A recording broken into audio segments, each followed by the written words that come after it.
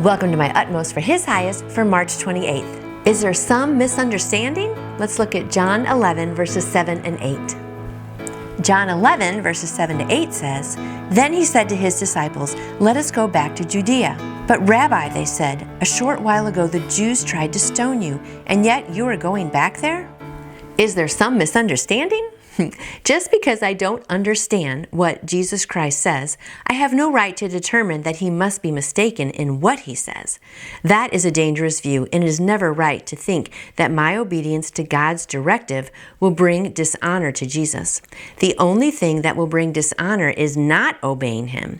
To put my view of honor ahead of what he is plainly guiding me to do is never right, even though it may come from a real desire to prevent him from being put to an open shame. I know when the instructions have come from God because of their quiet persistence. But when I begin to weigh the pros and cons and doubt and debate enter my mind, I am bringing in an element that is not of God.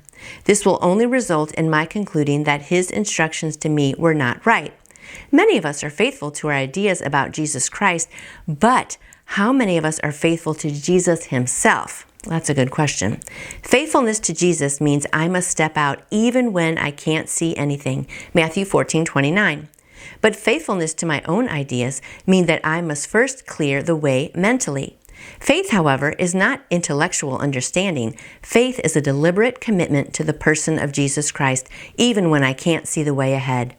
Are you debating whether you should take a step of faith in Jesus or whether you should wait until you can clearly see to do what he has asked? Simply obey him with unrestrained joy.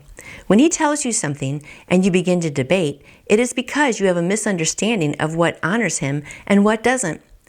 Are you faithful to Jesus or faithful to your ideas about him? That's a good point.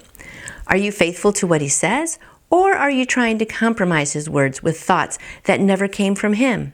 Whatever he says to you, do it. John 2, verse 5. I really like this one line. I'm going to go back and read this again.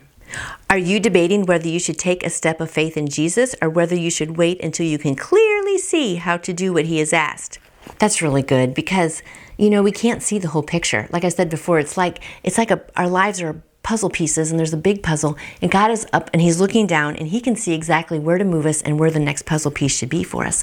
But we can't see that, and if we have to wait until we can clearly see what the next step's going to be before we take it, that's not really faith. Faith is trusting that I'm going to take this next step even though I can't see, especially in times when I don't understand or the way may seem, cloudy and not so clear. But I have faith in the God of the universe who is going to be looking out for me. So I'm going to take that next step and the next step and just trust that he knows exactly where he wants me to go and where I'm going to end up. So I hope today you have a great day trusting him and just taking that next step of faith. And I'll see you back here tomorrow.